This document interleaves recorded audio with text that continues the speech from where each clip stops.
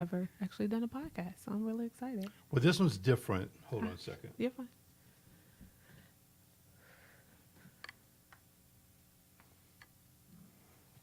Excuse me. All right, we're going to start this in three. Count this thing down. 3, 2, 1.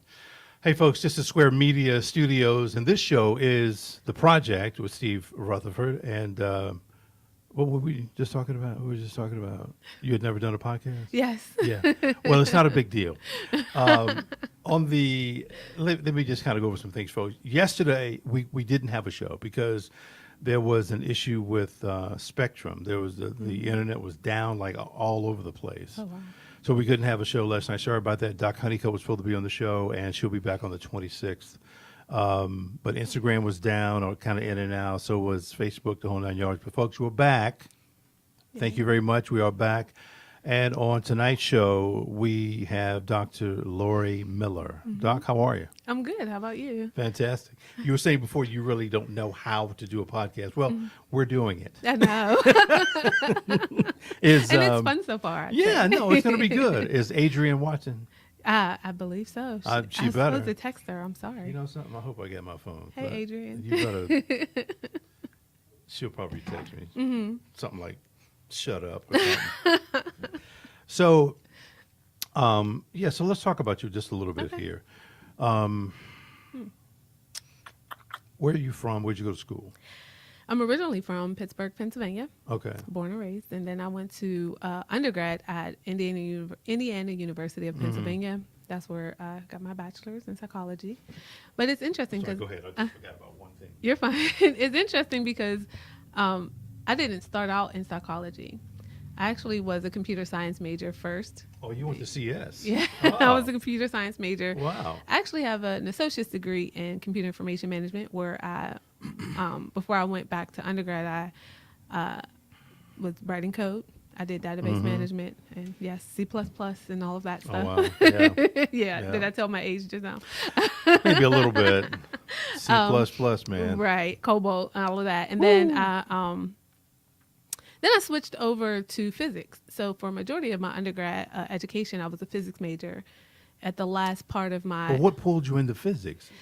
So I, growing up, Okay. I used to get in trouble for taking things apart. One of the things that really, really gets me is that I love to understand how things work. Sure. I used to get in trouble for taking apart the vacuum cleaner, the radio. I mean... Of course, I got in trouble the first time. And Did then you I put said, it back together? yes, that's what I was about to say. Then I had to Okay. say, okay, let me at least try to put them back together. So pay attention. Try. Okay. And so I was maybe about 5 or 6 and I was taking things apart. Right.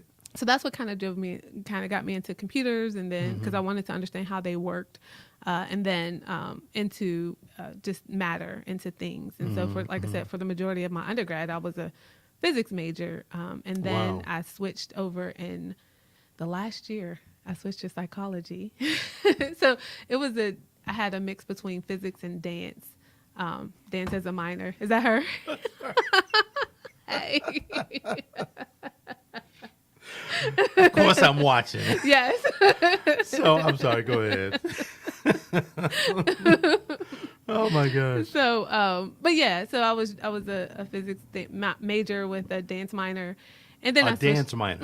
I mean, every time you say something, it leads me to something else. But okay, I'm sorry. Go ahead. No, go ahead. No, ask the question. I'll But remember where I was. dance minor. Yes. What drew you into that? Into dance? Well, I had been dancing since I was 10. I was in dance class from the time I was little. Oh, okay. So dance had always been a part. Dance and movement had always Sure. been a part of my life up until that point. And I was trying to figure out a way to understand the physics of dance and that. And so I was putting those two things together initially, but they wanted me to stay over for a whole nother year to take one extra class. And I said, well, I can't do that. So I switched over. Did the class just not start until much later on or something? Well, they only offer certain classes every other year. It was one of those Oh. things. Yeah. Oh. And I said, yeah, I'm not going to do that. So anyway, all of that to say, in my last year when I was switching over to psychology, because I was still going to keep the dance minor. Right. But then I said, well, I'll go to sociology. So I ended up graduating with psychology and sociology minor. So let me see if I can You're get this fine. straight. You started out in CS, then went into physics, and then psychology. Yes. Because I remember thinking at a young age, and I remember looking at adults, maybe like 8 or 9, and saying, why do you all act like that? Right. Right? And I Right. used to say, I see them kind of going back and forth or arguing or something like Right. that. And I remember thinking, you know what? You all are saying the same thing. Just differently. Yeah. You're not listening to each other. Like, Right. why do you respond like that? I don't even understand. So as I got older and I started to engage with people socially, that kind Right. of thing, and especially in college, you're learning so much. I switched to psychology after I took abnormal psych class, of course. Okay. Okay. Yeah, makes sense. And so after that, I switched. I just, I wanted to understand how the mind works. Right. I wanted to really, just like have it's been the trend throughout my entire life, is to understand how does the mind work? Why do we do the things that we do? Why do we respond the way that we respond? And so that's how I got into psychology. Did any of this take you down the path of intersectionality? Say Have that. you ever heard of that, intersectionality? Intersectionality, Yeah. where we compartmentalize, you mean? Or something It's else? something. It's kind of something like that. Oh, So what do you mean? I'll tell you about that in a minute. I'm interested to learn about that. And the what's this term? Epigenetics. Yes. So y'all But- familiar with that? But I haven't, yeah. I see a little smirk here. Let What's me. going No. on? The smirk is Enlighten not. me. No. The smirk is not at you. I know. It's when I heard about epigenetics first, and this guy was on the show, Eli Davis, but it blew me away, and how, because epigenetics really tells you why certain groups of people act the way that they act. Yeah. Has to do with tagging, the DNA and the whole 9 yards. But it was fascinating to me. Yeah. Intersectionality. I know I'm not going to say this right, because in fact, let me forget about it to add to the joke, because I want to make sure I explain this thing correctly to you. Okay. But I found them both to be fascinating. And it deals, of course, in my guesstimation, it does kind of go into the whole psychology or the mind and all that stuff. So it's right down your alley. Yeah, absolutely. So anyway, that was your undergrad, right? Undergrad, yes. And you went on to get your master's. At NC State University. And what was in that in? Raleigh. It was mental health counseling, agency Woo, counseling, okay. yes. So I Wasn't did stick sure. with psychology, yes. Right. Well, in counseling in the psychological field, yes. Okay. And so Why NC State? I'd moved to Raleigh from North Carolina. I Wait. mean, from Pittsburgh. No. I mean, I hear you, but I mean, sometimes people say I chose that school because they had a really good program, Yeah. or I like the, I don't know, whatever the case is. So for you were just close to it. I was here and I was working there. Oh shit! Yeah. That is- I worked, and I had honestly, that says a lot. yes, I was working there full time in their counseling center, and then Okay. I went and I worked in their. I was working in financial aid for a while, and I was like the coordinator for Right. applications. So Okay. all of those people who had to turn their tax returns in for their Right. financial aid. I was that person who calculated how much you owed. wow. Wow. Yes. You For a while. could have been a very unliked person. Yeah, a little bit. But you'd be surprised because I did banking in undergrad. Well, I was a teller in undergrad. So, Okay, stop. yeah, Stop right so there. much stuff. Stop. Just stop. We could go on and on about what I've done so far. Your career, your life is it's kind of a mixed bag, but it seems to be all connected. I would say so. Yes. Wow. That's pretty amazing.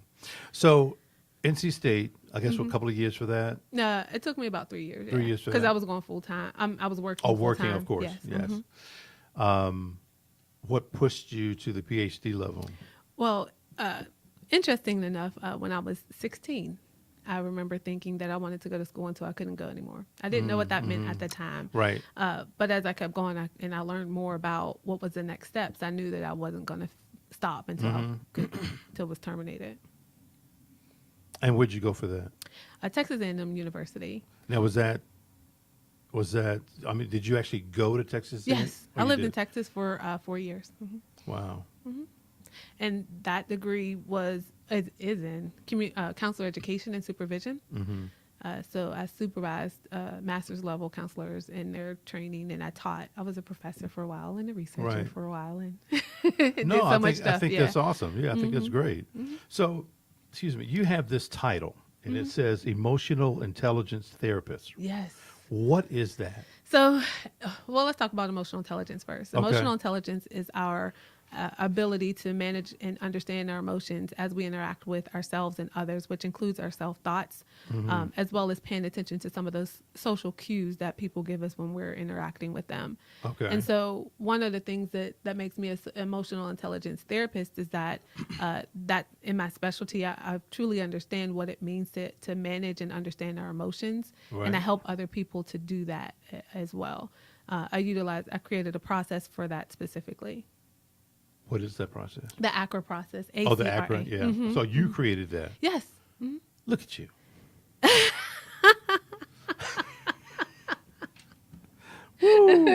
So there's some theory behind emotional intelligence therapists. I don't know anyone else who that term has been coined by Iman Wellness and Training Institute. Right. So yeah. Right. And we're going to get to that or in just a EQ. second. So your business, you do mental and emotional wellness services, but under 3 tiers. Yes. And what I mean, the 3 tiers. Wait, is that 3 tiers or 4? Yeah. I don't know. Yeah. Well, anyway. This isn't a tier. This is our overall focus here. Okay. So excuse we me. I messed that one specialize. up. Excuse me. But I appreciate Yeah. what you've done here. I think that it really helps. But this is our specialty, email wellness. Even although we are licensed to work with any and everything you might Right. come across as a human, any experience, people come from all around Right. to talk to us about stress management, emotional intelligence enhancement, anxiety, relationship issues, self-esteem, that kind of thing. But those are the first 3 are our. I'm sorry. I just go ahead. I'm listening. You're fine. The first 3 are our specialties, essentially. So those 3 tiers that you were asking about, we help individuals with clinical wellness services or mental health wellness services through those 3 tiers, which are therapeutic services, where we take most major insurance, Right. I should say. And we work with individuals, families, couples, groups as well. And then the second tier is where we do. Go ahead. Let me stop you for a second. So the very first one is therapeutic services. Yes. To individuals, families, couples, groups, and employees. Yes. Therapeutic services. Mental health therapeutic services. Right. Are people, do they just walk in and just say, listen, something's happening here. I need for you to look at me. Is that, do they walk in and say that sometimes? No. Okay, maybe not that part, but Yeah, they don't say that. Right. But there are people who actually say things like something is wrong with me. And one of the things that I find myself having to say to people is that there's nothing wrong with you. You're going through normal human experiences. Right. Just recognizing that that's what it is. But oftentimes when we're looking at social media and other media and just the way that it comes off, we're supposed to We be try to perfect and measure up. happy all the time, Yep. which isn't realistic. no, it's not. So yeah, although we don't take walk-ins, but we can do same day. So if they were to call into the office or something like that, then Miss Adrian, I knew Right. she would actually get them scheduled or try to get them in as soon as possible. One of the great things about it is we try to get people in within 3 business days.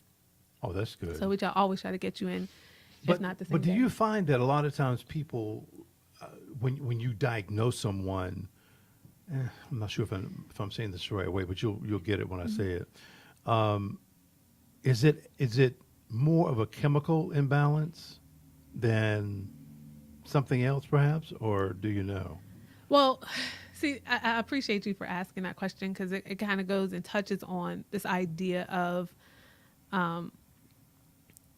what's kind of going on with them, right? Okay. So you're saying, is it more of a chemical kind of imbalance thing versus something that's more psychological? I think that's what I'm Is that asking. what or Yeah. or I- interaction, or based on their interactions or behaviors or something like Yeah, that? Is that what well, you're I getting do at? know this, that we humans have a norm or balance in order to be balanced. The homeostasis. Mhm. And sometimes I think if your chemicals that's in your body is off, then you're going to be a little Yeah, absolutely. Okay. And if you're talking about like the hormones that are released for different reasons, then All of that. absolutely. All of yeah. that.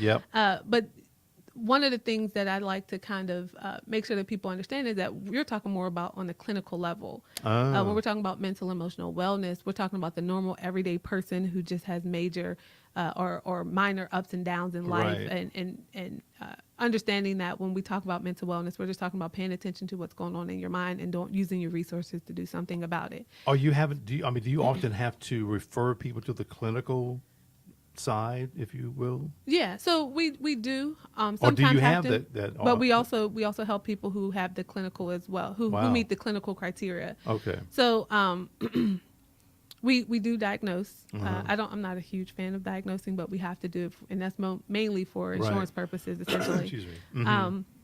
And we do diagnose, and we do help individuals who meet the clinical scale. But when we're talking about the mental wellness, that's not necessarily on that scope. Gotcha. If we're talking about this whole idea of the chemical imbalance, when we talk about stress, or Right. I'm sure we'll end up talking about the differences between stress and anxiety, that kind of thing. And so when we get there, we'll talk about what actually happens in your body when you experience those things. And there are Gotcha. some chemical imbalance. There are some things that your brain tells your body to release certain hormones based Right. on its perception of the situations that you're in. Well, that's almost like what season are we coming up on right now? Spring. Yeah, but it's called. Why can't I think of it? I just.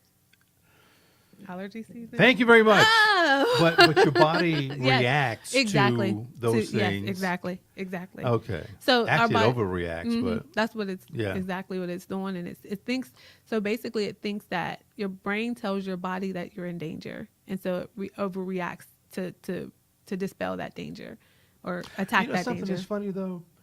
That is so related to a lot of things that's even in CS, computer science, Yeah, or coding. Yeah, Because you can overload something.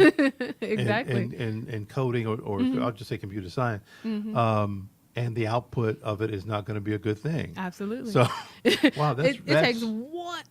No, I'm about to talk about that. No, Because like it takes, you can have a slash in there where it shouldn't be, Right, and right. that can mess up your entire code. That's exactly and right. you're looking through thousands of lines of code. But that could be the body as well. Yeah, Right? Absolutely, one thing can go off. Yeah, That or is very not even just the interesting. body, but one thought. Because we Okay, right, recognize sure. that our bodies and our brains work on a think, feel, do process. What you think feel, do, yeah. influences Yeah. how you feel, which drives what we do. Yeah. And so we know that emotion drives behavior for the most part. Yeah, So yeah. have one faulty thought where you're thinking, I'm not good enough, or you're allowing that doubt Yeah. to kind of infiltrate either a specific part of your life or your entire life. And that could definitely throw you off track. Have you thought very much about? I mean, you said it initially when you were a kid. You were thinking about how people, why do people do what they do? Yes. How do that thought process?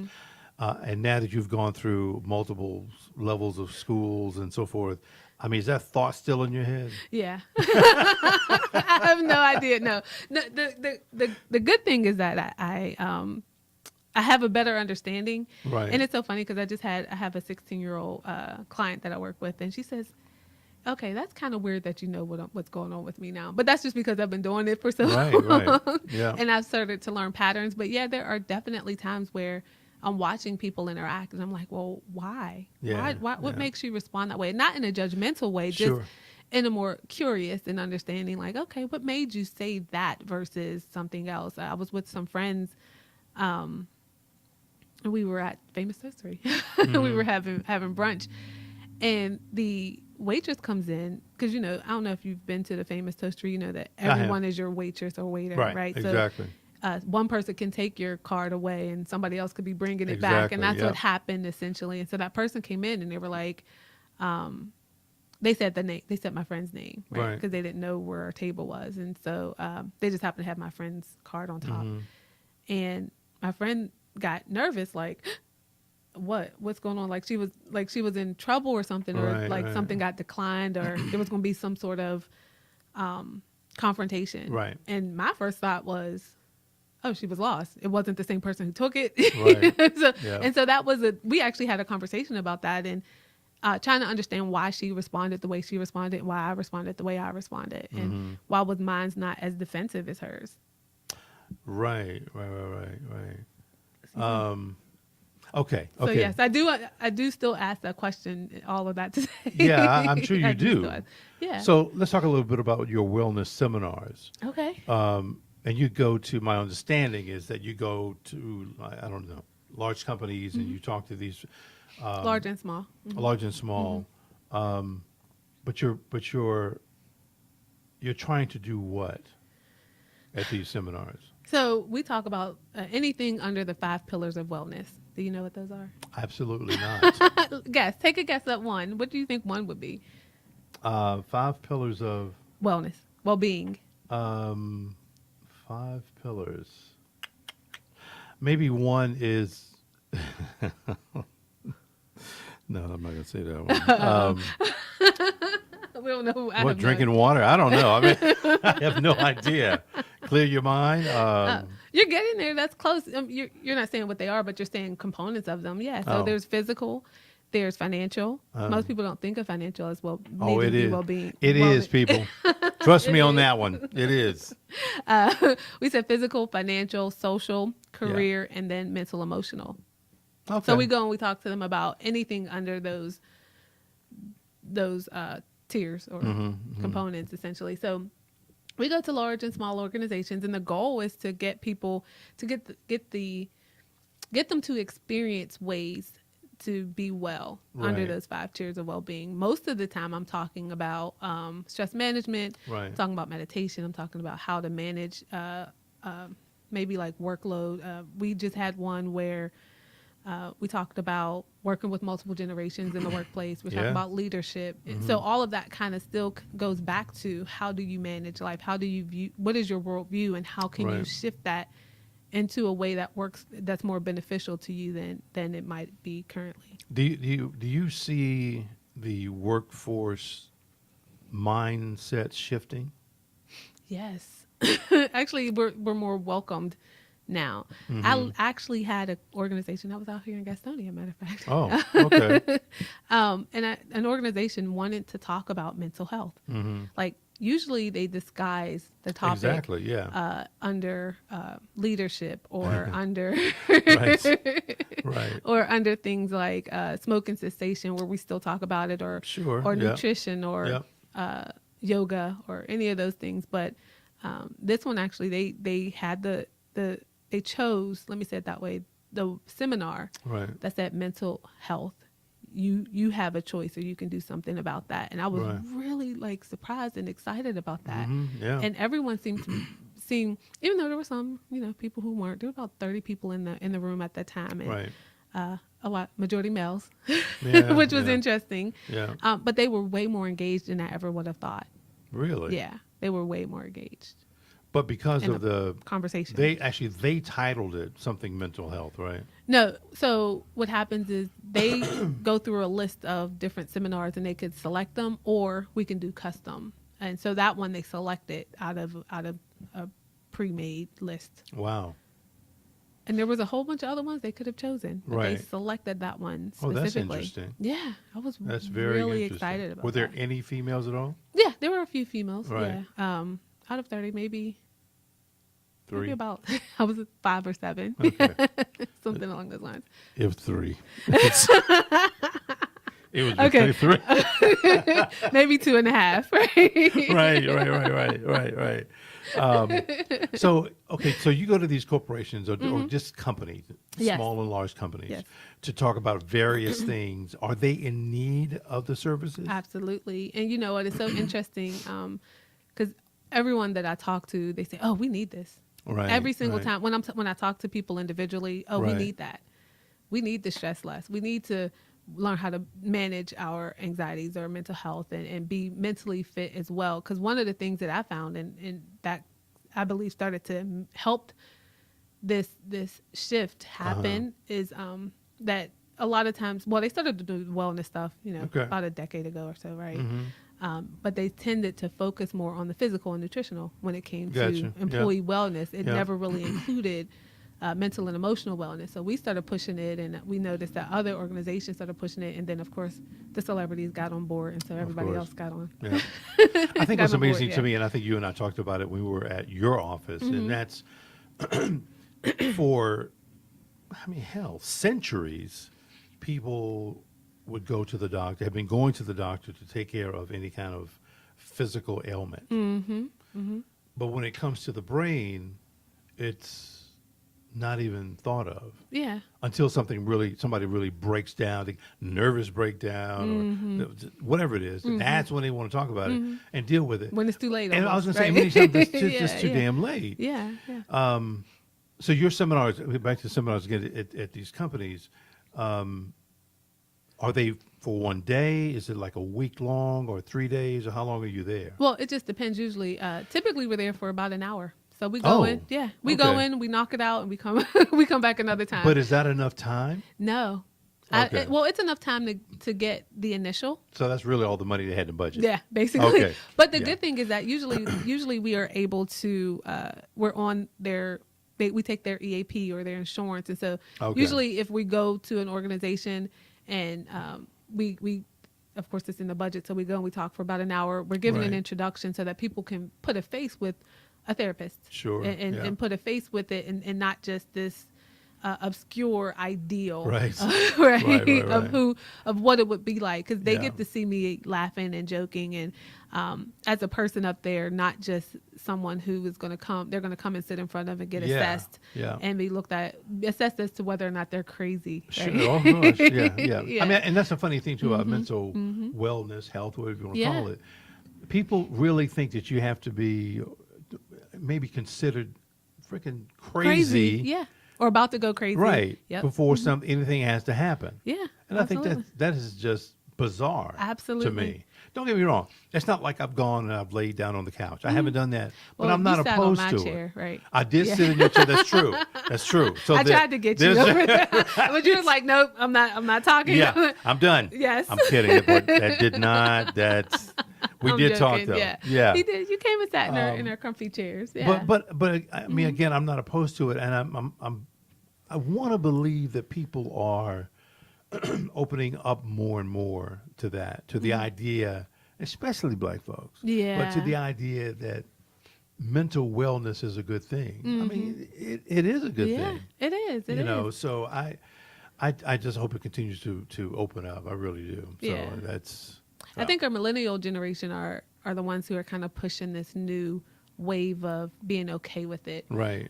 Their parents kind of stressed it. They put them For in sure. it when they were little. They put them into things where they say pay attention to how you feel, and they got them to think about it, so they taught them this, and now they recognize the importance of having someone that's unbiased, that they can go and talk to, that won't judge them and won't put their values on them. And it's very rare as an adult that you would have that space. That's true. Where you can kind of sit with someone and just let it all out and not worry about being judged or hurting their feelings, right? Because you can't offend your therapist or anything like that. So, or you shouldn't be able to, right? Right. Well, yeah, of course. We're human, but you won't know. So tell me this: life coach training and certification classes for adults and teens. Yes. Can I say something? One of the other wellness seminars. Yeah. So we don't just go to organizations. We're really excited. This is where the Stress Less in 10 Days one, what I was telling you about, comes into play. Because that's one of our most noted programs and seminars that we actually do as it relates to getting it out there. And one of the things that I was excited about is that I no longer have to go to organizations. We have it in a self-help format. We have it in a format where HR directors can facilitate it, something similar to a smoking cessation or a weight loss challenge or something along those lines. So we're really excited about that. So that's one of the other similar programs that we tend to kind of put out there. Yeah, we're really excited about that. Good. So you were asking about the life coach training and certification. Yeah. I'm guessing you're a life coach. Yes. Guessing. Yeah, well, I created the program, so I mean. You created the program. Yes. It seems as if there's a lot of life coaches today.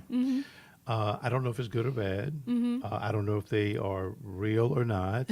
What do you mean by real? If they are certified. Oh, yeah. But I just know that there's a lot. Yeah. I tend to lean in the direction believing that it's a good thing to have these life coaches.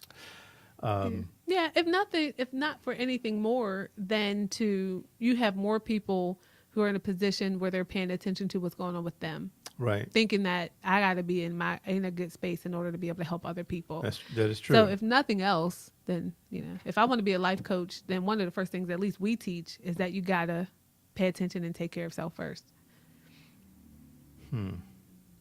So we're hoping that most of the other programs do the same. I've had this conversation before with other people in terms of taking care of yourself first, and I likened it to being on a plane. Me too. I You say do? the same thing. Yeah, Yeah, they and, say it and all the the time. thing Yeah. drops. You But have to then put you're yours like, on first absolutely. before you can help somebody else. Absolutely. That's so cool. So explain this to me though. You do a bunch of stuff. I mean, it's a lot that you do. Uh-huh. Where does the life coaching part comes into play? So the life coaching part comes into play is we actually train individuals to be started. We train them and, you and don't prepare offer them. that service. No, we Oh, I don't see what offer you're the saying. service. Now, we have some life coaches who we can refer to offer the service. And essentially the major difference is life coaches tend to specialize in helping individuals recognize and obtain goals. Sure. So Okay. that's typically when you understand life coaches or coaches, success coaches, they're saying, Right. hey, what is it that you want to do? They help you to process it, and then they help you to reach the goal that you're desiring to reach. They don't do a lot of the clinical stuff that we do as therapists or psychologists, psychiatrists. They don't do a lot of the therapy. They don't have the training for that, essentially. Sure. Even though it feels like they do, because Yeah. people, just like a barber or a bartender, Right, when people start talking, Yeah. you can hear a whole lot of stuff that you might not want to hear in those roles. Oh yeah, of course. Absolutely. But that's the main difference, I would say, between the life coach. So we train individuals to become life coaches, understanding what their role is, and then we give them the theory behind emotional intelligence enhancement theory, Right. as well as stress management theory. So somebody walks up to you and say, "Hey, I understand you're having some issues. I'm a life coach. Can I help you?"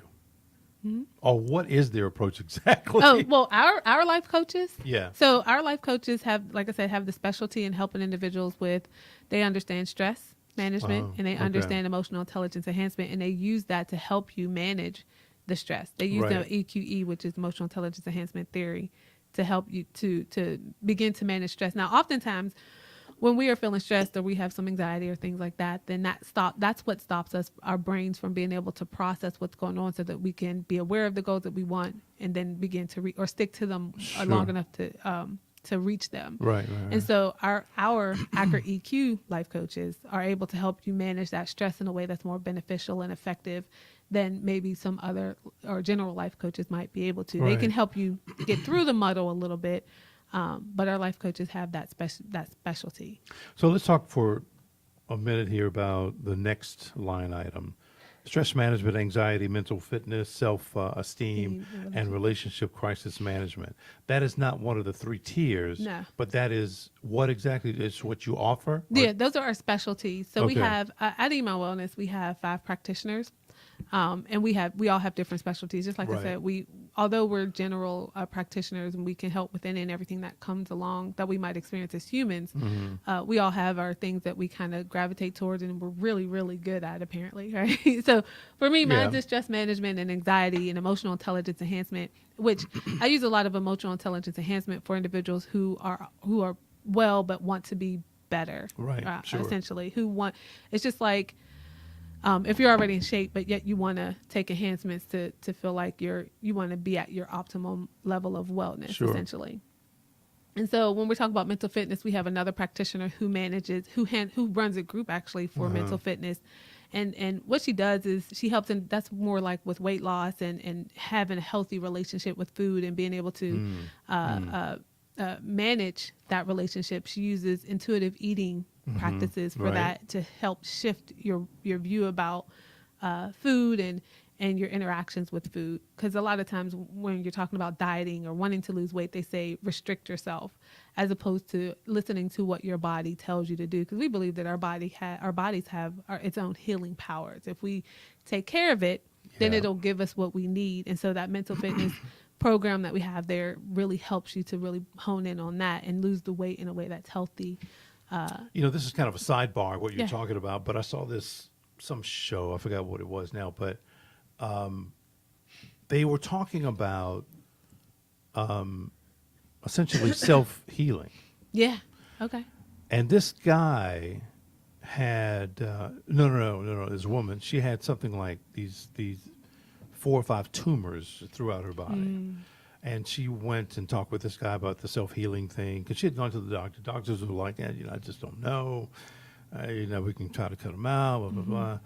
And but after talking with this guy who was into the self-healing thing, I don't misunderstand me.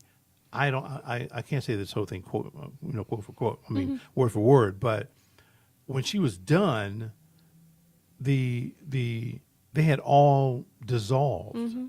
But it was really about kind of training yourself to know yourself. And I remember I had an issue with my foot. I had whatever it's called, doesn't matter. But I remember visualizing the bone structure in my foot, the muscle makeup in my foot, the tendons, everything. And when I began to do that, I could actually feel the pain in my foot move.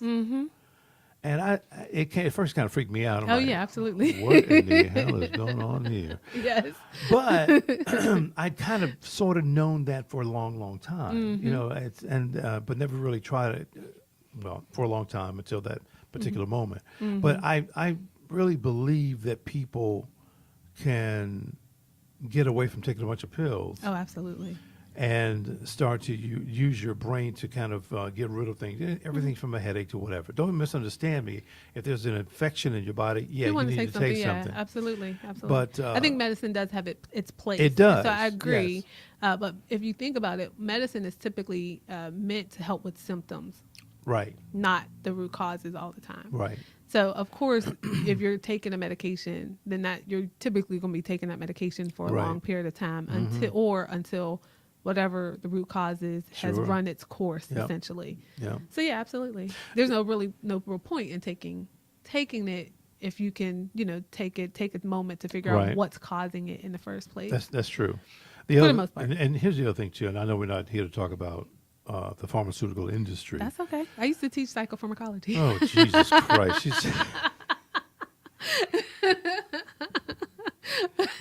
I used to do that too. Master's level. Right? But you blew my mind. Now I can't even think of what I was going to say. I think that there's so many like natural remedies. Yeah. What's the thing called now? Is it CPB, or is it derivative? The oil. Yeah, hemp oil.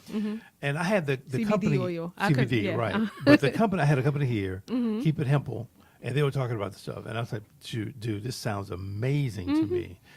But it reminded me of another story that I saw of this family. They were going to Colorado, taking a daughter. The daughter was experiencing multiple seizures. I mean, just on and on. And they didn't give her CBD. It was marijuana oil. It was just straight marijuana. Sorry. Edible, smoke, whatever. Well, I think right. But it sorry, worked. not sorry. It worked. Downside is they couldn't go back to Texas. Absolutely not. Yeah. And I'm like, it's a shame that we just don't go ahead and legalize this stuff, because it is so, for me, it's just so many ways that it will help people. Absolutely. And people don't think that a therapist would say this, but I do think that, marijuana does work but I don't necessarily agree with the street grade. Right. But if we're talking about medical grade, absolutely. Medical absolutely. grade. And that's across the board, because it's been helpful for so many. I agree. I think it should be legalized across the board. I see it happening soon. Yeah, in the next 10 years or so. I hope so. Because again, when I saw that story about the little girl, and they had other people there in Colorado as well. Yeah. That were in this story. The one kid had the seizures. I think somebody else had. Oh, this other guy had PTSD, and it seems like nothing would work for him until he started doing the oil. And lo and behold, he's not perfect, but... Because you still got to deal with the issues. Exactly. So when you're talking about any psychological stuff, you still have to deal with it. Just like You can take if you were to hurt your leg and you need to go to Right. physical therapy. You can take the medication to deal with the symptoms Sure, for as long sure, as you sure, want sure. to, but Yeah. until you actually go into physical therapy Right. and do the work, Yep. your leg's still gonna hurt. Yeah. You're still gonna take medication. I So, just yeah. hate that we don't, that it's not legal Yeah. right now. I just think it's a travesty. A lot of people are definitely losing out on that. I agree. That service, and Yep. then getting in trouble for something that's not necessarily necessary for them to get in trouble for. I agree. So I agree. So let's talk a little bit about, where did it go? Yeah, self-esteem. Now, this is, I've seen organizations built around or started because they wanted to build young girls' self-esteem. Oh, And yeah. I'm like, that's fantastic. But in your experience, who needs help more than anybody? Or is it kind of across the board? Across the board. Wow. Yeah, I would say, and I say that not because people don't care for themselves, right? Right. Because we all do. Most of us, I should say, do what we need to do to engage in self-care. Sure. But there's a difference between self-care and self-love. So self-care is when we're talking about, I have a shelter, I have food, I have water, Right. I'm bathed, that kind of thing. Mm-hmm. And then the self-love is more of an emotional bond where you're connecting with yourself. You have an understanding of what's Right. going on with you. The last time you fell in love with someone, you were able to kind of look at them and say, hey, you know what? What's going on with you today? Yeah, Right. yeah. But when's the last time you were able to look at yourself and do the same thing? Mm-hmm. So when we're talking about self-esteem, essentially, we're talking about not just having the superficial, at least at my wellness. We're not right. talking about having the superficial level of self-esteem where we project believing in ourselves and we project Right. believing that we're worth it or that we matter, but that we actually have done the work on the inside so that it's what we're projecting is an actual manifestation of what's going on inside of us, not the other way around. Not masking what's going on inside of us. I've seen there was one organization, I think it was called it's called Girl Talk, Oh yeah. and they are around to help girls with self-esteem. Mm-hmm. And I've seen these young girls and young boys too Mm-hmm. that have self-esteem issues, whether it's from issues at home or school or whatever. But I hate seeing them in that kind of situation because what that does is, to me, is like masking their true talent. Mm-hmm. How do you know? What makes you say they have self-esteem issues? Like what are Because they were in the organization. Oh. That's Okay. the only way I know it. Okay. No, trust me, I did not diagnose. Hold on a second. Wait. You've got, I think you got some self-esteem issues. Oh, I'm just pointing. I know. Yeah. And that person right there too. Pretty much, yeah. But no, because they were in that organization. Okay. Yeah, Because you that's- said you've seen them, and I think that this kind of goes into when we're talking about when I'm working with people, paying attention to the words that we use, because I think that the verbiage that we use and the words we use are a direct representation of our values. Absolutely. And that it tells us a lot about what we think and how we just make assumptions about things. And so Yeah. that's why I asked you that question Sure, specifically. sure, yeah. Because I think that sometimes those programs need numbers. Mm-hmm. Or Yeah. sometimes those programs Yeah. need bodies, right? Yeah, no, you're right. And so is it fair to put a kid in and say that they have low self-esteem just because they're responding to a situation that anybody in that situation would respond Right, that way? That right. doesn't mean that they don't believe in themselves. It just means that they having a normal human experience or Gotcha. response, essentially. Yep.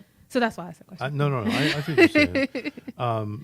But yeah, self-esteem is one of those things that we throw out there quite often without really understanding what that means. And we kind of make assumptions that it means that I don't care for myself or I Right. look like I don't care for myself, when a lot of us who look like we care about ourselves and look like we have high self-esteem really don't. Right. Do you see many adults with it?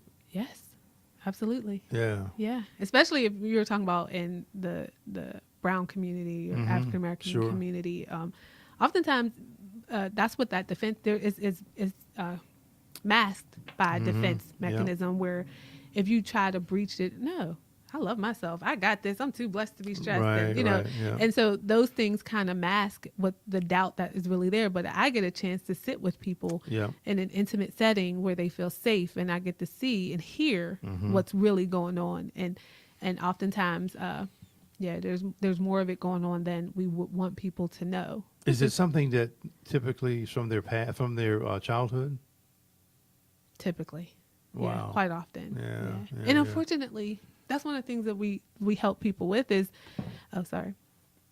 that oftentimes we're using outdated modes of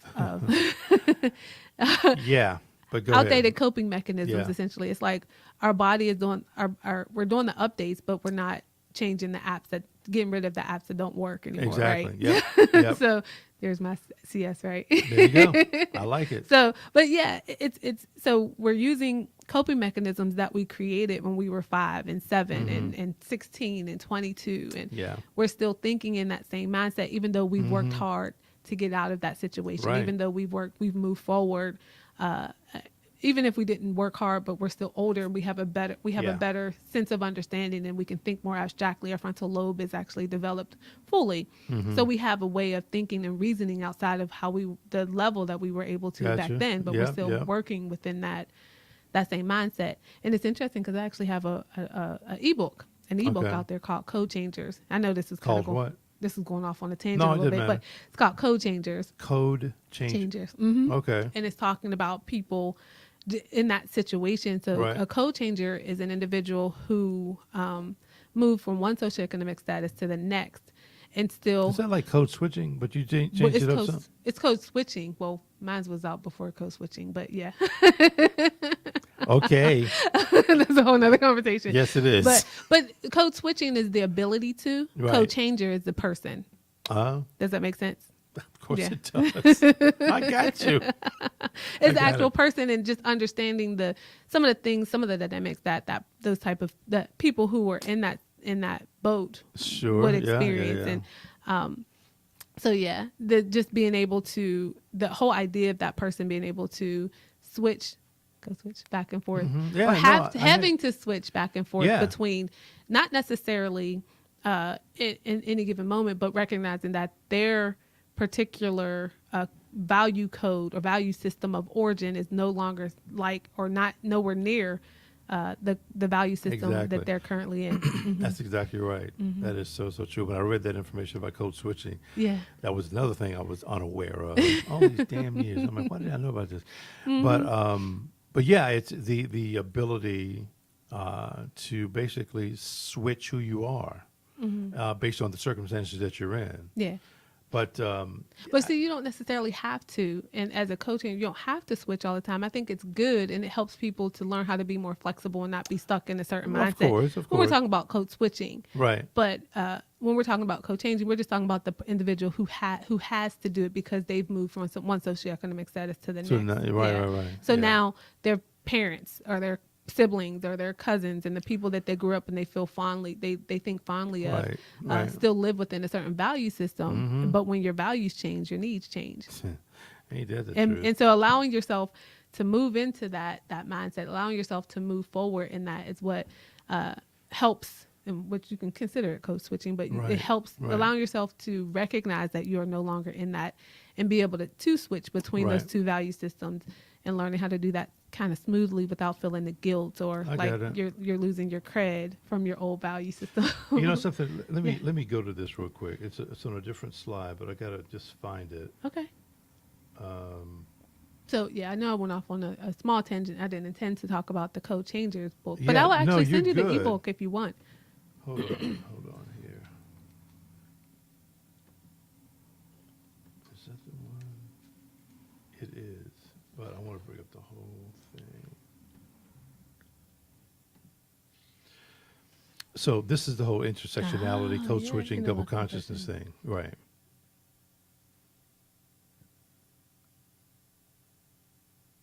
And I think double consciousness yeah. was coined by W.E.B. Du Bois. Mm-hmm. Yep. Yeah. But yeah, I Making it found all difficult of this when stuff people right here want to have more fascinating. unified Yeah. But Wow, all of this yeah. is in that is really in your realm. Yeah, absolutely. And this is what we help people recognize, understand, and instead of trying to suppress or push to the side and work outside of that, to embrace it and work within their knowledge of self, So it's kind of about this idea of Right. self-acceptance and working within your best self versus trying to be like this ideal that you think you should Is that match. hard to do, though? What? To try and switch someone or tell somebody they don't have to switch. Yes. Yeah. Not sometimes it's challenging to switch people. It depends on the person, but Right. my job isn't to change you into what I think you should be. Right. My job is to help you understand what you value and be comfortable living within that. Oh, so essentially, you're giving them options. Yeah. Well, It's the red pill or the blue pill. Your choice. Okay. but yeah, so to throw answer that your in question, there. yeah. So to answer the question, yes. Okay. It could be challenging either way, but it depends on the person. Oftentimes, in private practice, people want to be there. Right. But in agency settings, and that's the average person, right? The normal everyday person who might have some ups and downs, or who might just be going through something that's kind of hardcore as well, but doesn't meet the clinical level, Sure. essentially. So, okay, relationship crisis management. Yeah. Now, okay, but let me Go for say it, this go for first. it. When I first read that, relationship crisis management, one of the first things that popped in my head was two people who love each other and they have a management issue or crisis management issue. Then wait. This could be more really about a relationship between maybe a coworker and a group of people. Is that so? Am I right on any of these? So when we talk about relationship, we do tend to focus on thinking that it's a romantic relationship, personal, yeah. or one-on-one or interpersonal relationship. Right. But we're just talking about any sort of relationship. It doesn't have to have a romantic component to it. Right. So if you're we have a lot of people who are management referrals because there are some hostile work environments that are having a hard I'm time, sure. that kind of thing. Yeah. So, like I said, when we're talking about relationships, we're talking about a relationship who might be in a crisis at that point, and we help them to manage that crisis to come to some sort of agreement. Oftentimes, when I'm working with couples or anybody who's struggling with social interaction, essentially, Right. we talk about the relationship. I ask a couple of questions and I ask them, "Hey, is this a relationship that matters to you? And if Right. it does, what are you willing to do to maintain this relationship in a way that you won't be harmed or hurt?" Wow. You guys talk about that a lot? Relationships, almost everything that we talk about is relationships, and, Yeah. and not necessarily relationships with other people. I think that it's also important to recognize that we also have a relationship with ourselves. Of course. Yeah. So even part of it is talking about what type of relationship do you have with yourself? How do you talk to yourself? What do you say? Would you say those same things to someone else in that same way, or would you sugarcoat it a little bit more? Would you call someone dumb? Have you been involved at all with any of the, what's some of the latest things that's been happening? The events like the shootings and stuff. Not, yes and no, but the results of those things happening. Yeah. Yeah. So have we have to work with people? Yeah. Yeah. And I think that's where a lot of our wellness seminars come in because, like I was saying, the one that I was out here when I was telling you they did Sure. the mental health is because they had two people die. One. Here? Yeah. Really? And they're on the job. Okay. One, which was kind of like a big deal. And then, Right. and our junior life coach program was in response to a lot of the school violence that was Sure. going on the Yeah. previous year. So yeah, we do get to see a lot of that, the results of that quite often. That's a big deal. To me, it's a big deal. Having to go into a situation or school, for instance, even a workplace, and then, when somebody says we're going to have counselors on the premises to talk with you, are you the counselor? Sometimes, yes, I have Wow. been, but often there's been times when I have been a counselor on. Okay. Yeah, Wow. there was a shooting at like a Wells Fargo up in Kannapolis or Salisbury. I'm Well, sorry. I hate that. It's a funny thing. I hate that you have to go, but good for you. We would like to be at more places. Right, I wouldn't mind, right. going. But yeah, sometimes there are. That's called crisis management. Right. So we're going to go into this. Oh, Here's your yay. book, Stress Yes. Less in 10 Days, Mm-hmm. 10-day emotional detox program. Mm-hmm. Now, do you take this to companies and work on them? Yes. So usually, when organizations get it, like I said, they use it as a almost like a workplace challenge, where a Right. workplace wellness challenge, I should say, where everybody's going through it at the same time. They don't necessarily have to talk about like what's going on Excuse with me. them individually, but they Mhm. all know that everyone's going through it at the same time, or the people who sign up for it are Sure. going through it at the same time. Excuse me, they get posters and they give prizes and that kind of thing when they do that. So yeah, we take it to organizations in that way for the most part. But it's not just for groups. Individuals do it. I actually have several of my clients go through it.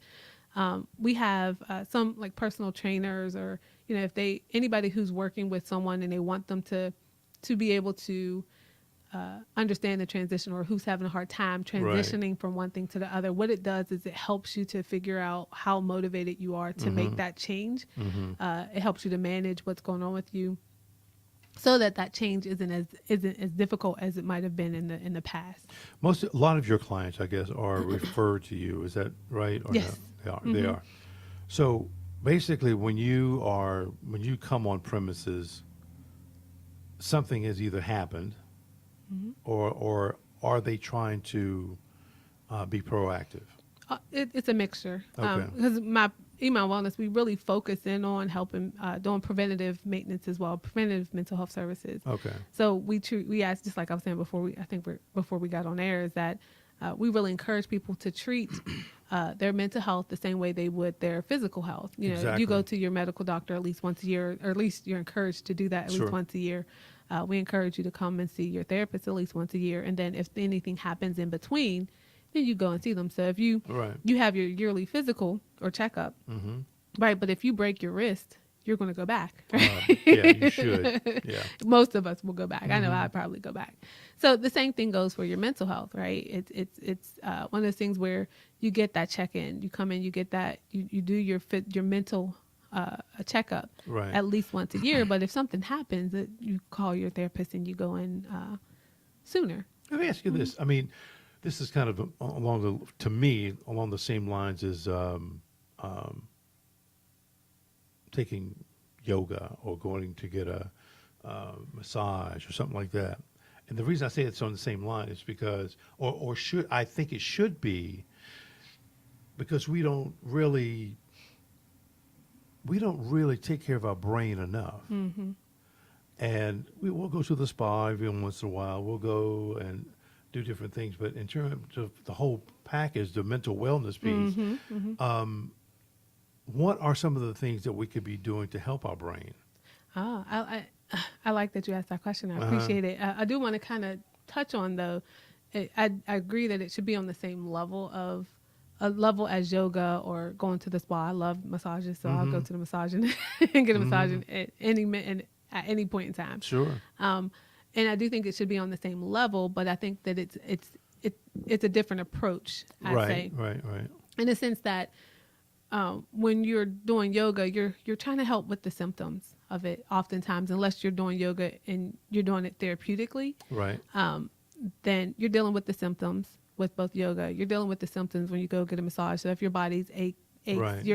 they're kind of dealing with the results of you not dealing with the stress that's going on inside of you, or the Right. anxiety that's going on inside of you, or any other emotion, I should say, for lack of, as opposed to kind of pinpointing it to one I of those. got you. Yeah. So when we're talking about actually being mentally well, and we're talking about managing it, it's about allowing yourself to actually feel the emotion and allow it to move on. Oftentimes we're afraid to feel because we think that we're going to be stuck in that feeling. And we want to treat, especially the negative emotions, we want to treat it like it's a hot stove. Okay. You know, Right. right? I touched it. I got burned. Right. Don't want to do that I'm again. not doing that again. No, thank you. I Yeah. will never get hurt again, disappointed again. Yeah.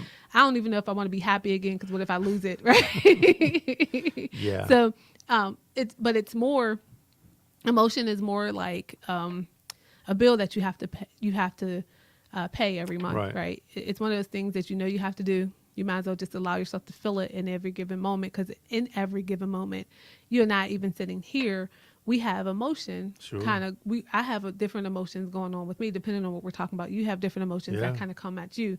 And I do want to say that there's I'm not talking about emotionality here. I'm talking about emotion. I'm saying that emotionality is the behavioral response to a raw emotion that we feel.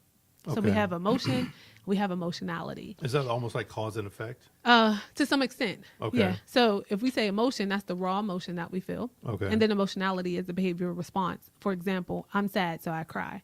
But then there's times where I'm sad and I might punch a wall. I might let it turn to anger and punch a wall, right? Or I'm sad and I might just stand there and I might just stare off into space. Yeah. So I have a choice as to in regards to emotionality. That's the behavioral response. Got it. Right? Yeah. I don't have a choice always as far as in regards to the actual raw emotion that I feel. Got it. Does that make Okay. sense? So yeah, it does. It does. when we're talking, I feel like I went off on a tangent a little bit. No, you good. When we're talking, you asked me, how can we pay attention to, how can we become more mentally, what are things that we can do is what you asked, right? So the first thing is pay attention to how you feel. Okay. Become aware of that. That's the first step. And that kind of goes into the ACRA process. Be aware of how you feel. Mm-hmm. Okay. Pay attention to it. Don't be afraid of it. A lot of times our initial response to it is to either avoid it or suppress it. Either say, I'm not going to deal with that right now. Right. Or nothing's wrong. Nothing's going on with me. I'm a rock. Right. Yeah. You can say that. I'm strong. Yeah. I can handle it all. But you can handle it, but the way to handle it is to actually feel it. Okay. Not to avoid it, right? If there's a hurdle here and I walk away from the hurdle, I didn't approach the hurdle. I didn't deal with it. No, you did not. Right? Mm-hmm. I didn't do anything with the hurdle. I walked away from the hurdle, or I pretended like the hurdle wasn't there and walked around it. Right. right. So we tend to either avoid or suppress, and that's not always our fault, because we're actually taught that. Our brains, we are. Our brains work you're on a right. logic emotion continuum, and we're taught to avoid and ignore the emotion and build up the logic quite often. And so we're almost like Popeye when he only takes one gulp of spinach. Right? That's all he needs. But he only has one arm that's like buff, right? Well, pretty much, yeah. So our brains are sometimes lopsided in that way. And it's socially, it's a social, it's something that we're taught socially to, especially as males, some females as well, but mostly males. When you're little, from 2-3 years old, you're saying, man up, don't cry. Yeah, that's right. Stop crying. Yep. Boys don't cry, right? And then even as adults, when someone is crying, the first thing we do is give them a tissue. What signifies, hey, stop, clean that up, get yourself together. Does it signify that? Yeah. Are you sure about that? Or are you trying to help comfort them? Yeah, I mean, but you're telling them that it's not okay. Subconsciously, you're telling them Really? that it's not okay. it's Think funny about 'cause it. I never thought that I was doing that when I gave somebody a tissue. I know most people don't, and it blew my mind when I was in my master's and they told me the same thing, and I said, "What in the world?" But what does it signify? The underlying, what does it imply? I should say. When you hand someone a tissue, you're implying that they should stop crying. Well, it's funny because I never thought that. I never had that thought in my head. My thought was, wipe your tears. Yeah, and which it means stop crying, right? No, you can cry. Just keep crying. Just wipe it off. Yeah, just. That's kind of gross. Sorry. Nobody wants to see that. Your makeup's running. So Yeah, fix that. here's a tissue. But I see what you're saying though. I mean, and it's not saying that you can't offer a tissue or anything like that, Right. But because socially that's considered polite, The right thing right? to do. Yeah. But it does signify that. So in therapy, we don't offer tissues. Interesting. We have it readily available for you to get it yourself, Right. but we don't say, "Hey, take this." Oh no, Okay. you're good. Wow. yeah. I never. I mean, why would I think about that? But I never thought about that. Yeah. That's interesting. So, I mean, just little things that we do quite often from the time that our kids are younger or when we're younger that teaches us that teaches us to not focus in on emotion, not to pay attention to it because it's dangerous, it's uncomfortable. Yeah. It's like, and so oftentimes people stay away from it as adults because when you try to jump into it, it feels like you're in this ocean of emotion, Yeah. and somebody just kind of picked you up and dropped you in there, and you feel like you're flailing and drowning. Exactly, Like, yeah. and it's really interesting because what I often tell people is that if you stop and breathe, you'll realize that the water only comes up to here. Right. Right. Yeah, your feet are touching the bottom. Yes. Stand up. Yeah. Because I promise you, you will not go crazy if you allow yourself to feel. But sometimes that's the fear. Really? Yeah. Oftentimes people feel like, come into my office and say, you know what, if I feel like I'm going crazy, because socially we're taught that you should be able to manage it and stay within a certain realm of sadness or happiness or contentment or any other feeling. There's hundreds of feelings that we can experience, but you should be within this certain realm, and you should only meet or experience certain ones unless something big happens, and then you kind of get a pass. Do you offer services to someone like who's been convicted of child molestation? Yes, Really? we have. Yeah. Wow. Yeah. That's wow. Mm-hmm. That's and my job is to not judge. Yeah. Regardless of what they've done. Yeah. Oh, sure. Well, when was the last time? And this may have really happened at your family reunion. When somebody did something and you knew cousin so and so, and then you're like, his ass is crazy. I'm sorry. She probably didn't say that. Yes, I did. No, I'm joking. Right. Like, oh, you really? Oh, okay. Something is really wrong. Is what I probably, like, something oh, okay. really Something. wrong. Oh, okay. Oh, that's more than just you. Okay. Okay, got it. Let's go talk. Yeah, Right, your or alter something ego was saying, this is crazy. No, what is not the alter ego. Key and Peele. What's the guy? Where he was the Doing the president? Yes. Right. Yeah. I have one of those. Right. My translators. Yes, exactly. So we kind of touched on this a little bit, but the differences between stress, anxiety, and nervousness. Oh, what do you think that is? What do you think the differences are? The difference between those three things are? I think it would be the intensity of whatever's going on. A lot of people think that. Yeah. Well, damn it, I thought I would be different. Guess I'm not different. Okay, I guess not. So I mean, but you're not wrong in a sense that that's what they typically, that's how it's kind of perceived or projected. Okay. That's what they teach us, right? Yeah. When they're trying to do mass marketing, if you're nervous, that's not bad. But if you have stress, then that's a little bit worse than nervous. Yeah. And then if you're anxiety, oh my goodness, it's like, there's a great commercial out there that, where there's a young lady in there, she's breathing heavily and she zips down her chest. And that to me was really graphically like, wow, graphically moving. Right. And I do get that that's how it feels, but that's more so anxiety as opposed to anything else, right? Okay. So I'm going to tell you the difference. So stress is our mind and our body's avoidant response to change. There's something going on in your life that's changing or shifting, and you're like, I don't really want that to happen. And usually when you stop and pay attention to it and you say, okay, let me manage it, it kind of it dissipates almost immediately when you actually stop and pay attention. So that's stress. Stress is our mind and our body's avoidant response to change. Something's changing. Okay, so let me stop you for a second. I'm sorry, that was stress. I'm sorry. No, Yes, I got a question about something else, but keep going. Okay.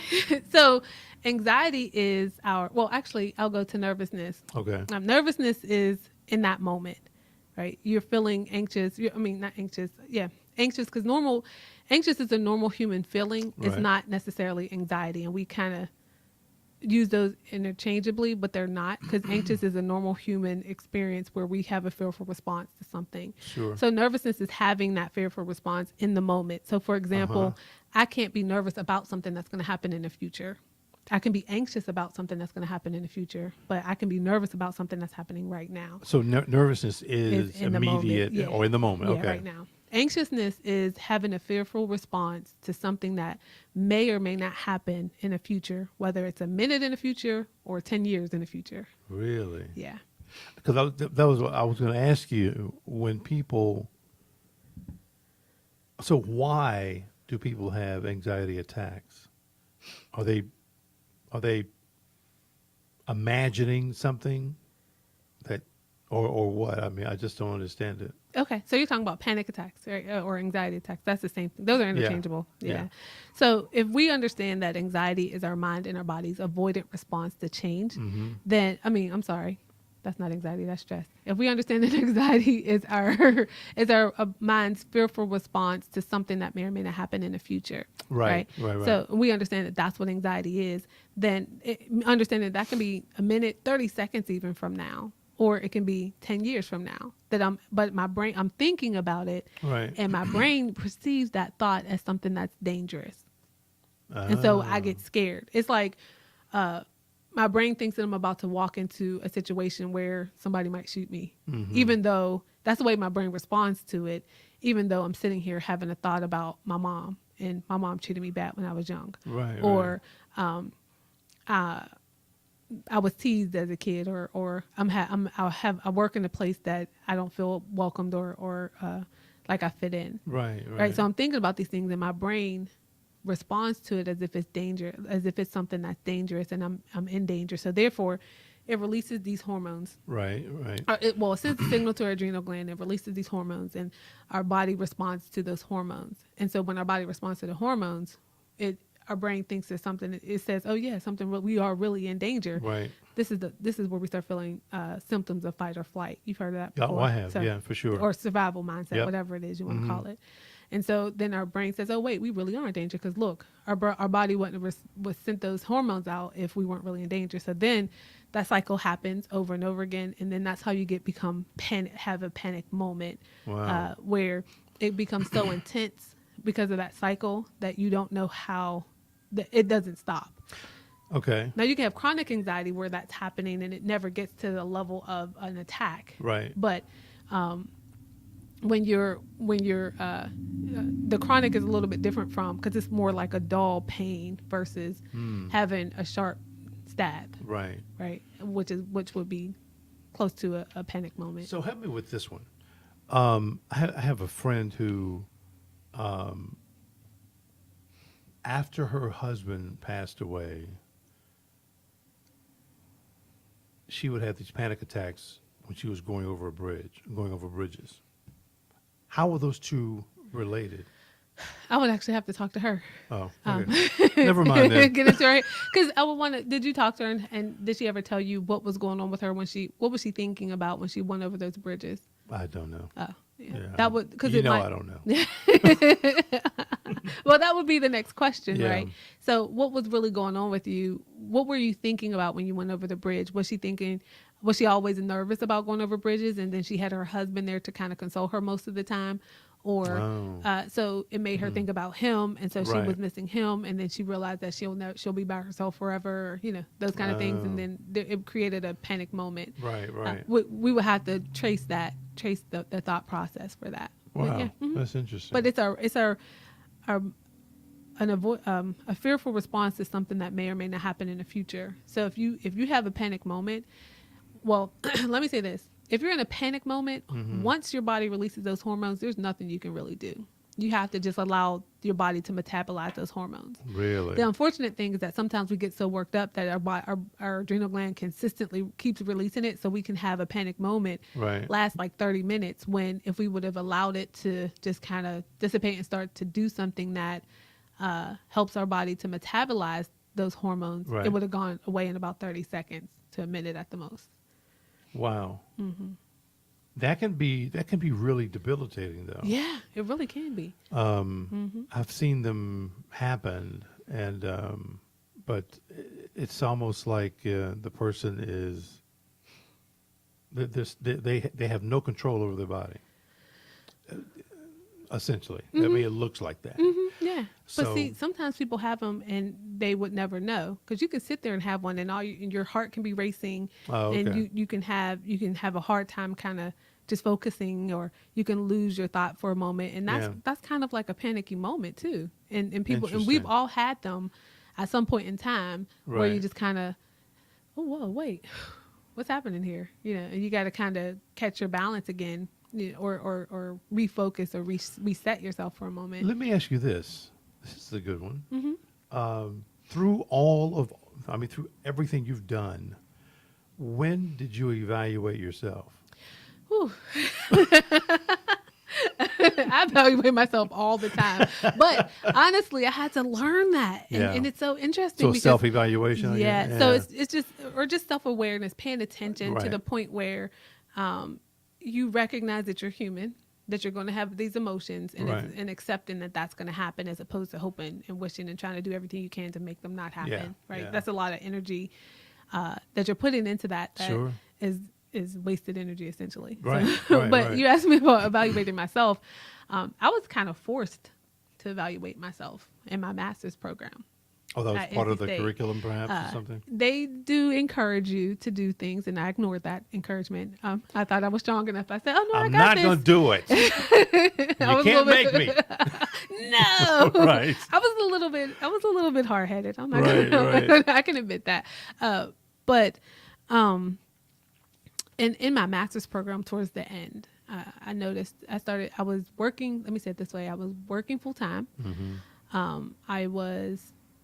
I had an internship full time, so I was working 80 hours, a little over 80 hours a week. Wow. I was Wow. I was studying for my licensure exam, Mm-hmm. and I was taking 2 classes, and then trying to have some sort of a social life, right? Good luck. Right? I don't even know. Wow.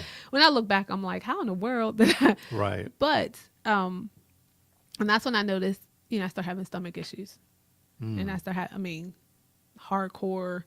Like cramps in your stomach? I couldn't eat ulcers? because Okay. no, I didn't have ulcers or anything Right. like that, because I did get checked out, but it literally hurt when I ate.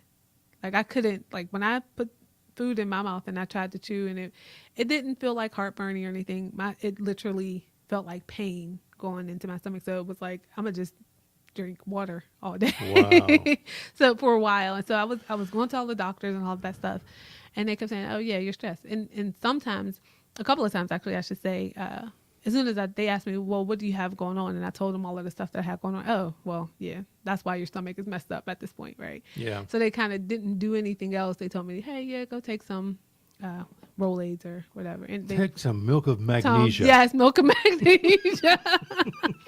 Absolutely. Yeah. So, but that's when I had to evaluate myself, and that's what Right. made me get into focusing in on or specializing in stress Right. management, anxiety, and then understanding that emotional intelligence enhancement, or the theory that I Yeah. created, and that's how I learned how that works and how it helps.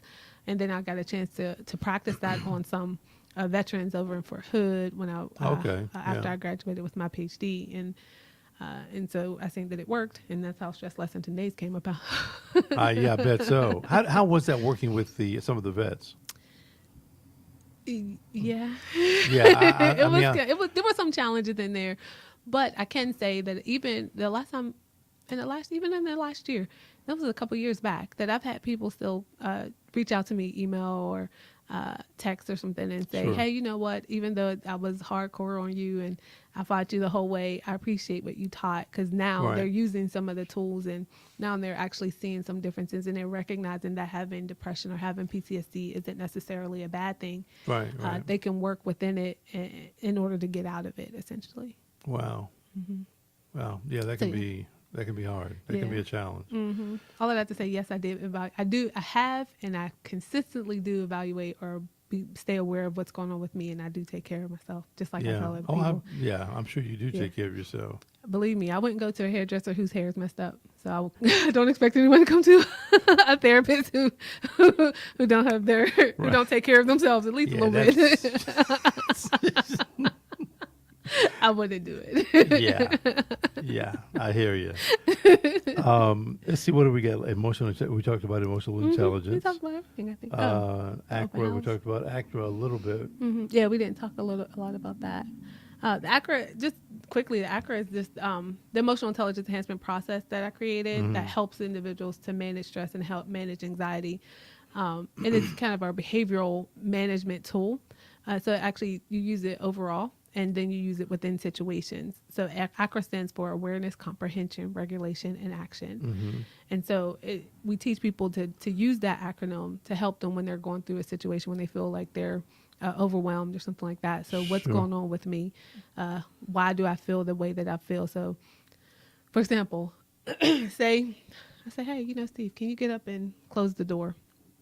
And you tell me no. And I'm like, "Well, well, shucks. Yeah, I'm ready to cuss you out, right? Right. Like, why are you telling me no? I asked you nicely and everything. Right. Like, what's going on with that, right? Because I don't feel like it. Sorry. It was just there. There's some, see, this is some emotion kind of coming up right Yeah. now. I think we sorry. should have a session, right? Oh, Tell me what's going Jesus. on with you. Oh. We're not going to do this right now. No, but for real, honestly, like it's just being aware of it. So now I know Right. that I'm irritated, right? I'm irritated because you told me no, and I don't Right. like to hear no. Yeah. Now I'm aware of how I feel, Mhm. right? Comprehension, I understand why I feel that way, right? What's going on with me in that situation is that I don't like to hear no. Why don't I like to hear no? So now I'm focusing in on what's going on with me, not what you didn't do. Does that make sense? Yeah, it does. It does, yeah. So why don't I like to hear the word no? Well, it makes me feel rejected. And when I feel rejected, it kind of takes a hit on my self-esteem, for example, right? Right, So right. now I'm feeling less than, or I don't feel like I'm worthy of someone being nice to me or doing something that I might consider nice because I asked nicely. Interesting. So now I'm aware of how I feel. I understand why I feel that way. Now regulation is, so what's my bottom line? What do I want out of the situation? right. And then what are my options to get to that, right? So I can say, well, my bottom line here. So I'll give you two examples. Say my bottom line is that I still want you to go and close the door. Right. Right. So now my options could be, I'm going to talk nice to you. Hey, nice jacket you got Right. on there. I can kind of smooth you up. Sure. I could get angry and start yelling at you and call you all kinds of names. Like, Yeah. what I do all kinds of stuff for you. I can't believe you can't do this for me, blah, blah, blah, right? Or I can say, well, what made you say no? I can ask you. I can try to understand, right? So those are the three options that came off the top of my head just now. I just want you to stop the noise. Just stop talking. I'll close the damn door. Right. Okay. Like, no. Oh my God. I'm sorry. I wasn't trying to get anything sidetracked or anything. That's okay. It was there for the moment. Yeah, So it's okay. I'm not offended, Whew. I promise. Right? I'm glad. But those are the options, right? Right. And then so another possibility or bottom line that I might want. So say I didn't want you to close the door, but I really wanted to understand myself, right? Right. I wanted to understand, well, what is it about? Like, why does that really affect me? So then I would go into my options. So I can go see a therapist. Right.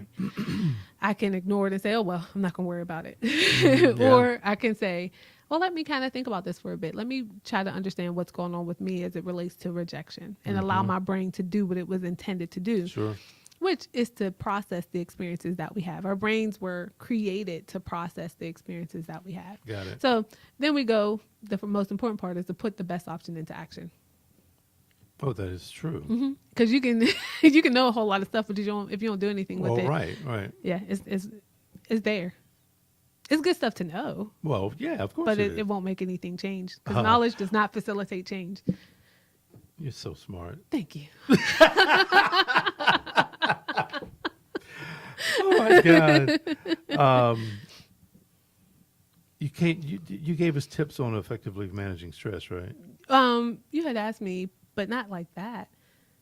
The first tip, yeah, I did tell you. Yeah, I yeah, said the yeah. first tip is to be aware of yourself. That's right. Yeah. That's Mhm. right. That's right. Pay attention to what's going on with you, because we think that we're dealing with when we're exercising or eating healthy, we're dealing with symptoms. When we're trying to meditate, that kind Right. of thing, we're dealing with symptoms. In order to actually manage stress, because stress is a mental and emotional experience, Sure. you have to deal with what's going on in your mind and make shifts as necessary to your worldview and your value set.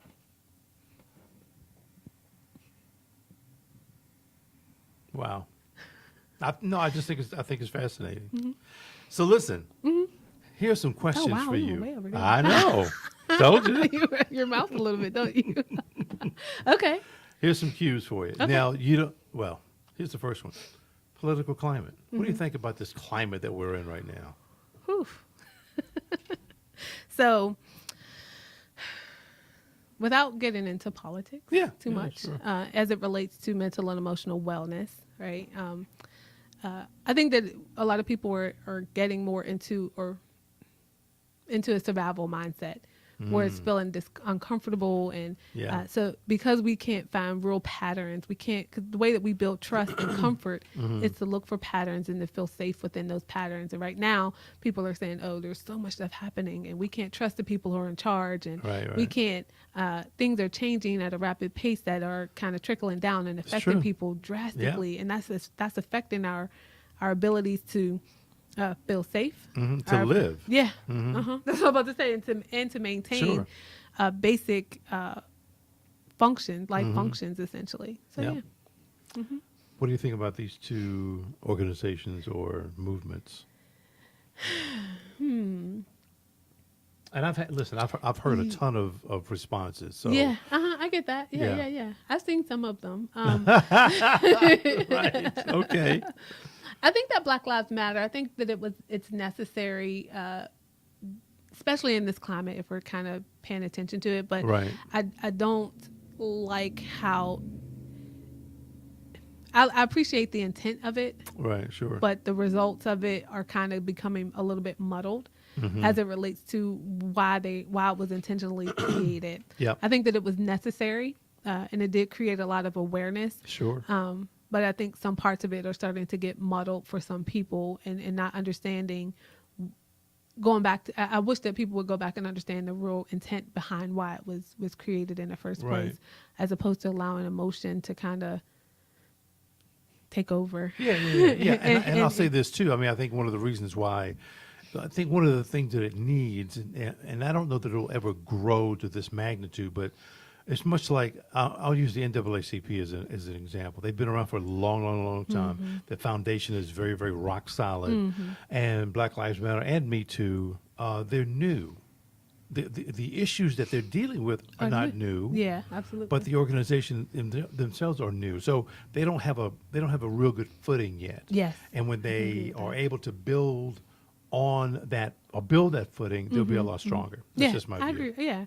And I do think, for Me Too, I really appreciate it, because I do think that it is kind of pushing a feminist agenda to some extent, and in a positive feminist agenda, not necessarily the one that has the negative stigma attached to it. I got you. And I appreciate that, because I've been feminist for quite a bit of time here, and so I do think that there should be some equality in regards to things. I am nervous that that emotionally motivated decision making might take over, to where now people are saying things just to say them sometimes, which I don't think is necessarily fair, and it is messing up people's full livelihoods. And is it fair to really mess up someone's whole livelihood for one thing that they've done? What does it say about the person? Now, if you're being hurt or something along those lines, I get that. But what does it say about you if your desire is to hurt somebody else, hurt them back? Right. So I always kind of think about that regard. Now, to let people know for safety reasons, I get. But if you want to harm them and you want to cause just as much harm to them, then I'm wondering, my first thought is, how are you managing? Are you dealing with your hurt? Because we do know that hurt people hurt people. Oh, yeah. And so true. So is it fair to kind of, just because you're hurting and you've been hurting for a long time, do you want to go and ruin their lives for that hurt? Or is it fair for you to share it, say it, and then deal with your hurt? This is kind of a sidebar to, right now. And because something you just said kind of reminded reminded me of her. Van Sant. Okay. Are you guys in the same field? I don't know what her background. I really don't. I don't know what her background is either. Oh, okay. She's a little more hardcore than I am in regards to her approach. But yeah, we do. So you're help. kind of soft. No, I'm kidding. Thought I'd throw that out there. I don't know how to take that. Right. I'm not sure. Right. I'm not sure. I don't know what he meant by that. No. Should I be calling the Me Too people? Right. No, I'm joking. We're done with this show. I'm finished. Okay. I want to hurt you now. No. Right. So, that was kind of that was kind of a more kind of joke. So, I forgot what we were saying. What were you? We're talking about what's her name? Van Sant. Yes. Ileana. So you're asking me if we're in the same field. We're similar, I believe. Right. I'm not sure if she's a life coach or if she actually has the training behind her. I hadn't Yeah, I looked don't her know up. either. I was just curious But because you she- said something that prompted me. I'm like, oh, let me see if they're the same thing.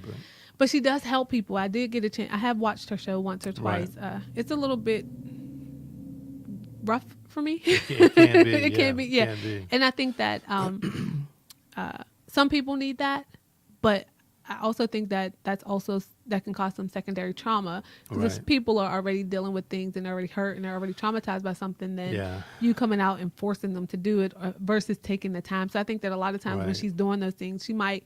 I'm hoping that Yeah. she's actually worked with them off camera, and that was just the pushing point, like where she Yeah, where yeah. she prepped them so that they know that they're going to be pushed at that Sure. moment. Hopefully, therapeutically, that's what is happening in those situations. But yeah, I think we're we both like to help people get past things that society or family has taught them was wrong with them. Right. Did you see the episode by chance that where she was dealing or working with the young lady who found out her mother was not her mother, but her mother was really in Florida and she was really stolen from the hospital? Absolutely not. Yeah. I'm not going to talk about it. It was that amazing. sounds It was, interesting. Yeah. Now, Whoa. and people, we do have some amazing stories, and we're all made up of such Can complexity. you tell me any? I'm kidding. Yes. I'm I can kidding. tell you everything, though. No. As long as I don't tell you names, they Right. might know, they'll know who they are. Yeah, but of course. yeah. There was this guy who had on this blue shirt one time I was in session with a black blazer over top of it, and he was really kind of Okay, I tell you what, we're going to stop this right now. So anyway, listen, here's a lighter question for Okay, you. What's your favorite restaurant? ooh. I just went to the Famous Toastery, and I really like that place now. Yeah, no, I Yeah. mean, that's what it is. Yeah, I like the food there, but Yeah. I don't think I have an absolute favorite. I You don't have a think I- favorite food? Yeah, I like Italian. I like pastas, Yeah. and then and macaroni and cheese. Well, that's pasta too. So, yeah, pastas. So, what's your favorite drink? So, does it have to be alcoholic drink? No, it doesn't have to Oh, be. so I'm actually a clean juice junkie. So you make your own? No, Oh. I buy them from Clean Juice. Okay. So that's an actual product name. Yeah, Clean Juice is a Oh, wow. is a, No, I is didn't a know that. they have storefronts. They have Matthews Oh. and North Lake. Oh. And they're quite popular so I had far. no And they idea. they do cold pressed juices. Right. And then they do smoothies all organic and whole food. And it's called what again? Clean Juice. I'll have to check You're that welcome, out. Clean Juice. I think I should get Yeah, no an kidding. endorsement. No. But so yeah, but I do like cold pressed juice Okay. where it has like a mixture of different things, and I like their orange. Well, they do a whole cleanse. Yeah, we so, do that at home yeah. actually. But that's I it's stopped very, doing it very because I good. didn't have time. Because you see all of the stuff pretty that I do. time-consuming. You see Yeah. all the stuff that I do, right? I know. But it's almost like Starbucks. Those things are like $9-10 a pop. It's I'm like, oof. kind of expensive. Oh yeah, Yeah. it is. So, what's your favorite place to travel to or visit? Actually, I'm torn. Between I like well, you can The say beach. Yeah. I love beach. I love warm weather. Yeah. But I also like going to like exotic places that I don't know anything about that I can learn about that has some sort of history. Mm-hmm. I'm looking forward to going overseas. I haven't gone overseas yet. But I mean, what do you consider overseas? I mean, is that like in Europe or Yeah, something? Europe. Okay. Yeah, something. But have like you that. been to the islands at all? Yeah, I have been to. Did the you like islands. that? Yeah, I that's love it. beach. Yeah, Yeah, I love that. I love warm weather. I'm, Yeah. you know, West Indian, so I have to love the. Oh, My dad is. Did I know that? I don't think so, because I don't think we talk Really? about that. Yeah. Where's your dad from? An island in West Indies. I don't know. Okay. Somewhere over there. Somewhere over there. I just Gotcha. know, and yeah, Gotcha. So here's a very good question for you. yeah. What or who is God?